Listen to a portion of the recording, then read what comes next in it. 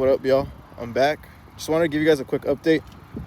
I got PPF on the front, the full frontal package for PPF. So that includes the hood, the front bumper, the fenders, and then these pillars right here. And then I got the rest of the car ceramic coated. No more Type R badges. But yeah, that's pretty much it. That's what I've done to the car. I started realizing that I started getting like a little bit of rock chips. You can't really tell. You can only really see when you're like really detailing the car. And that was starting to bug me, and it all just starts with one, and then just more starts to pile up. So I highly recommend getting that done. If you don't want to do the full frontal package, you could do like a partial package, and I think they cover like half the bumper. I mean, not half the bumper, half the hood, and then they cover the full front bumper. I could be wrong though. And I think Tint World, I live around Dago, so in Tint World over there, I think they said that they charge like $1,200 for that or something like that. And then $2,500 for the full frontal package, I think. That's not how much I paid for mine because I got a deal with the ceramic coat on the rest of the car. But yeah, just to have an idea of how much it costs. And yeah, I haven't done anything to the car since, just that PPF. It does bring the color of the car out a little bit more. So I do highly recommend. If you're ever thinking about doing it, just do the front package. I mean, that's all you really need.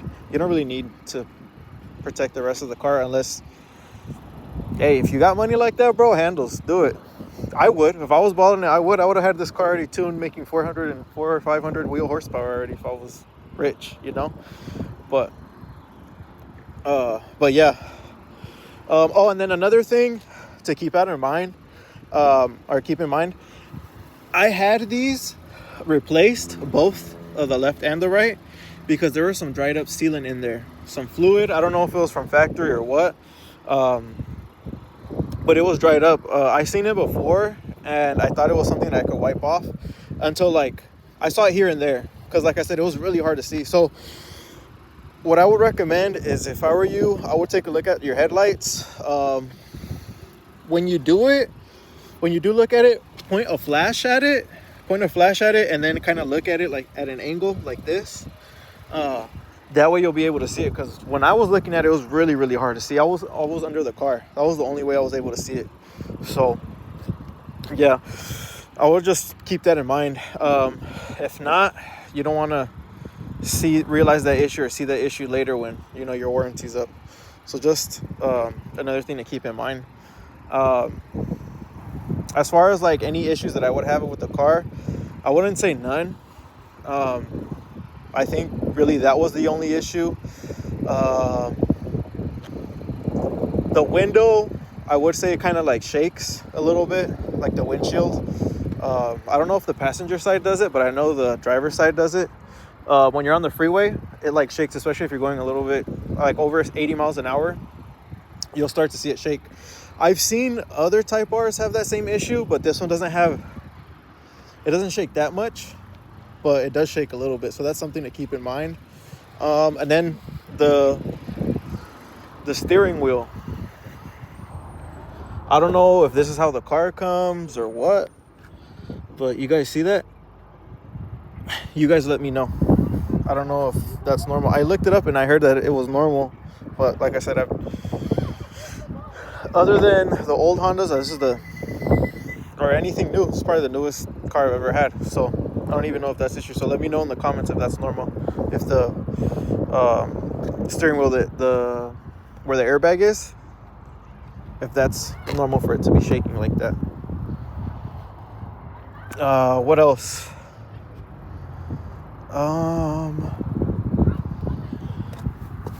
Because of the fires, I live in Southern Cali. Because of the fires, there was like, I don't know if it was because of the ashes or what, but a little bit of stuff got in there. You can't really tell, but it looks like little flakes, and you really can't get to it until you like pop it off and wipe it down. So that's another thing to keep in mind. And I think that's pretty much it. I mean, I can't really complain. the car hasn't given me any issues, and there's nothing that I really dislike about the car. Just those few things that I mentioned. Oh yeah, and then when I'm on the freeway and I have like no music playing and I'm driving in comfort mode, I hear something like a little tick tick tick tick tick in the back, like if something's loose. I think it's from the wing, but I do have stuff in the back, and I do have some cable, so it could be that. I haven't really gotten a chance to test it out, but yeah, those are the 5 things that I would say are like the issues that I've had with the car. Other than that, I mean, car's solid, and you know this engine's gonna last you quite a while, especially if you take care of it.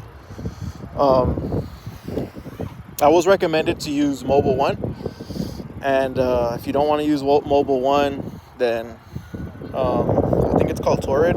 I think that's what JSR engines recommended. Could be saying the name wrong, because it doesn't sound right. Correct me in the comments. But yeah, those are the 2 oils that I would use. I was told that AMSOIL isn't good for this car. He told me why, but I don't remember, to be honest with you. I've always used AMSOIL and always thought AMSOIL was the best. I always had nothing but Benzes, so I always put them in those. But yeah, for this car, AMSOIL is a no-go. But yeah, I'm trying to think what else. Yeah, those are the only issues I've had. These are the things that I've done to the car. What I do want to do to the car, I basically got everything PRL, like the inlet pipe, intake, intercooler, and charge pipes. And then the next thing I want to do is the RV6 front pipe and the RV6 down pipe. And after I get those, I'm gonna take it to my boys at JSR, and I'm gonna get it tuned. If I get to like 340, 350 wheel, that's cool. That's cool for me. And after I do that, I'll probably upgrade like the cooling, because like I said, you don't need to but I do have plans to push the car harder, get it up to that 400, 450 wheel horsepower with the RV6 turbo too. But I want to make sure that the car is reliable as possible. You know, like I keep it as safe and as reliable as I can. Obviously, nothing's perfect. Once you touch the engine, the reliability goes down, and so does the warranty. So that's why I'm taking my sweet time. Plus, I ain't rich. I ain't got like 5K laying around to just slap it on like it ain't no thing. But anyways, but yeah, those are the plans that I have with the car. I'm not gonna get it tuned anytime soon. I'm probably gonna aim for the end of this year or next year, just because I enjoy how the car is now, and I don't want to mess with the warranty or anything like that. And then I'm also gonna make a video of how I got the car for $1,000 above MSRP. So yeah, stay tuned for that. And I could have gotten it for MSRP, but just because, you know, I was looking for months for this car and I was getting impatient, that's why I got it for $1,000 above MSRP. If not, I could have probably gotten like 500 or sticker. But like I said, man, I was already losing hope towards the end. Just got to be really patient with these cars, man. Like these cars, if you're not, the dealership's gonna rape you, bro. I said grape. They're gonna grape you, bro. So, or girls or whoever's gonna buy the car. Ain't no discrimination. I don't judge. But yeah, y'all. I mean, it's a great car. Those are the 5 things that I would say I would complain about. I mean, if I were to say another thing, stock, the car is hella quiet. I mean, the first thing you need to do is put an intake on it. That PRL one, that's like mandatory. That's Mando right there. Because you do want to hear that whoosh, that turbo whoosh. So yeah. But yeah, that's my review on the car. Like I said, no issues. Those are the only bad things or negative things I would say about the car. And then obviously that like it's stiff, but I mean, come on guys, it's a track car, especially with those springs. It made it even more stiff.